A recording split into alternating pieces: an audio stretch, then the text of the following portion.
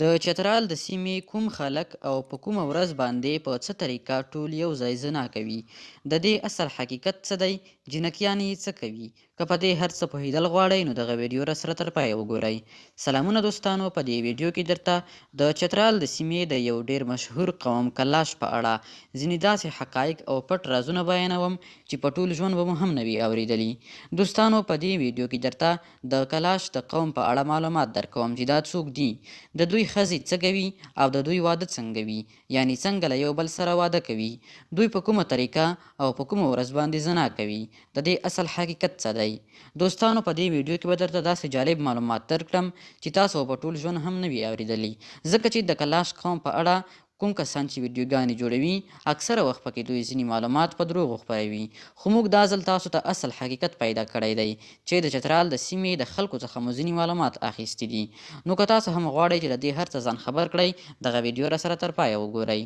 خو له هر څه مخکې باید یادونه کوم چې که زموږ چینل مو نه وي سبسکرایب نو مهرباني وکړئ چینل هم در سره سبسکرایب کړئ.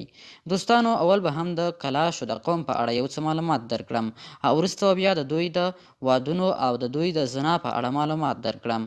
چترال د هندوکش په جنوب کې د غرونو په لمنو کې هغه شنه زرغونه سیمه ده چې د سمندر له سطحې څخه 8500 فوټه اوچتوالی لري. د چترال سرحد د افغانستان له کونړ، نورستان او بدخشان له واخان سره لګېدلی دی. چترال ټول 14850 کیلومتره مساحت لري چې ډېرې ښکلي او زړه راښکونکي منظرې لري، خو تر ټولو مشهوره سیمه یې د بمبوري سیمه ده، یعنی چې کافرستان هم ورته وایي. د کافرستان دننه 3 کلي موجود دي چې رامبور، برید او بمګوریت دی، یعنی دغه 3 کلي د کافرستان دننه موجود دي. د نورو سیمو په نسبت زیات کلاش په بمګوریت کې اوسیږي. د دغې سیمې خلک ځان ته د مقدوني سکندر اولاد بولي. دوی وایي کله چې سکندر په افغانستان یرغل وکړ نو د خپل لښکر زخمی پوځیان یې دلته پرېښودل چې بیا یې شمېر 7000 ته ورسېدو.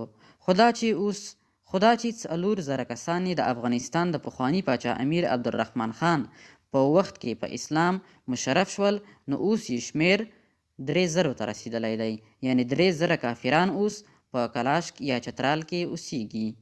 د کلاش د رزق حاصلولو اصلي لارې د څارویو ساتل، کرونده یا بزګري، د جمو ګنډل او د میوو ساتل دي. کلاش په کال کې 3 سترې میلې لري چې له ډیرو ځایونو څخه خلک د سیل لپاره ورته راځي. د دوی تر ټولو مشهوره میله د پسرلي په میاشت کې د چلم جوس په نوم میله ده. ډیر خلک چې د کلاشو آزاد ژوند ګوري نو هغوی دا فکر کوي او دا مطلب ترې اخلي چې کیدای شي دا خلک ډیر بېلارې وي.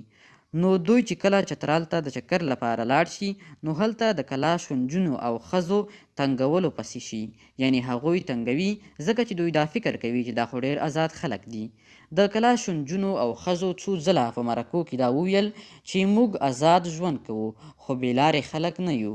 کلاش د می په میاشت کې د چلم جوش جشن لمانځي. د دوی نجونې او هلکان د دې جشن دپاره ټول کال آمادګي نیسي، نوي او ښایسته کالي جوړوي او ډېر مصارف ورباندې کوي. د دوی یوې نجونې وویل چې موږ د دې جشن لپاره دا کالي په 10 ورځو کې جوړوو چې زیات مصارف هم ورباندې راځي. د دوی ټول نر او ښځې چې په یو لوی میدان کې راټولیږي اتڼونه، ډانسونه او ګډاګانې کوي او خپلې ځانګړې مذهبي سندرې هم وایي. په دې جشن کې هر هلک او جینۍ کولی شي چې یو له بل سره خوښ کړي. که دوی دواړه سره خوښ کړي او راضي شي نو د ټولو خلکو په وړاندې یو بل باندې لاس اچوي او واده سره کوي. ډیر خلک داسې فکر کوي چې کلاش په همدې جشن کې له یو بل سره په ازاده توګه زنا کوي. خو موږ چې کله د کلاش په باره کې معلومات پیدا کړل نو د دوی نجونو وویل چې موږ هیڅکله هم داسې غلط کارونه نه کوو، خو صرف دا کار شته چې که په دې ورځ د چا سره څوک خوښ شول نو هغه کولی شي چې واده ورسره وکړي. بله عجیبه خبره دا ده چې که په دوی کې مړی وشي نو تر 3 ورځو پورې په خپل کور کې ساتي. د ټول کلي خلک ورته راځي، مړي ته ډولونه غږوي، سندرې ورته غږوي او اتڼونه کوي. دوی په دې ورځ هم کولی شي چې یو له بل سره خوښ کړي او په خپله خوښه باندې واده وکړي. وروسته له 3 ورځو مړی په صندوق کې بندوي او بیا یې په قبرستان کې په آزاد ډول کیږدي، یعنی خاورو ته یې نه سپاري. مخکې به په کلاشو کې داسې عادت هم و چې د مړي سره به یې خپل ټول قیمتي شیان لکه سره زر ښخول، خو اوس یې دا عادت پرېښودلی دی. کلاش په دې عقیده دي که خپل رسم او رواج پرېږدي نو د خدای جل جلاله له طرف نه به عذاب ورباندې رانازل شي. کلاش چې اوس وخت کې کافر خلک دي او بیا هم که څه هم ټول افغانستان او پاکستان مسلمان شوی دی، خو دوی دغه کافر پکې پاتې شوي دي. دوی ځان ته څو خدایان ټاکلي دي، یعنی د هر کار لپاره یې ځانګړی خدای معلوم کړی دی چې دا مو د دې کار خدای او دا مو د دې کار خدای دی. کلاش مخکې په نورستان کې اوسېدل، یعنی نورستان مخکې ډېر ستر ولایت و چې مخکینی نوم یې کفرستان و، خو بیا د افغانستان د پخواني ولسمشر امیر عبدالرحمن خان په وخت کې د دوی سره جهاد وشو، دوی ته دعوت ورکړل شو او دوی اکثره مسلمانان شول، چې بیا د هغه وخت افغانستان امیر عبدالرحمن خان ورته د کفرستان نوم ختم کړ او په نورستان یې بدل کړ.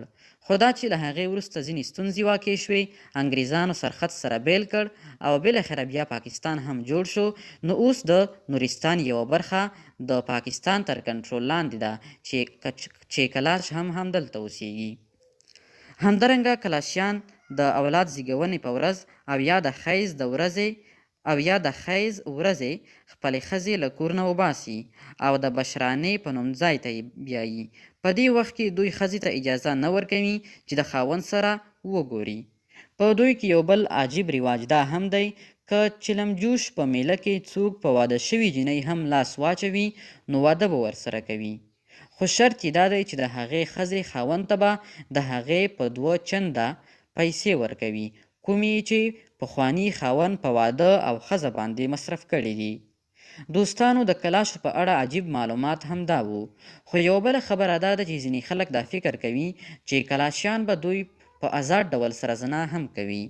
خو کله چې موږ د دوی د زنا په اړه معلومات واخیستل، موږ ته داسې وویل شول چې کلاشیان په کال کې 3 میلې لري چې یوه میله یې د چلمجوس په نوم سره یادیږي. په دې میله کې دوی هلکان جونې دواړه ډنسونه، اتڼونه او ګډاګانې کوي او خلک دا فکر کوي چې په دې محل کې به دوی زناوې هم کوي. خو کلاشیان وویل چې موږ هیڅکله زناوې دلته نه کوو، خو که چېرته د کومې ښځې او هلک سره خوښ شول نو بیا واده کولی شي. دوستانو تاسو هم که د کلاشیانو د دې رواجونو په اړه کوم نظر لرئ نو له موږ سره یې په کمنټ کې شریکولی شئ. د ویډیو لیدلو مو ډېره زیاته مننه. ویډیو در سره لایک او چینل هم ضرور سبسکرایب کړئ. مننه.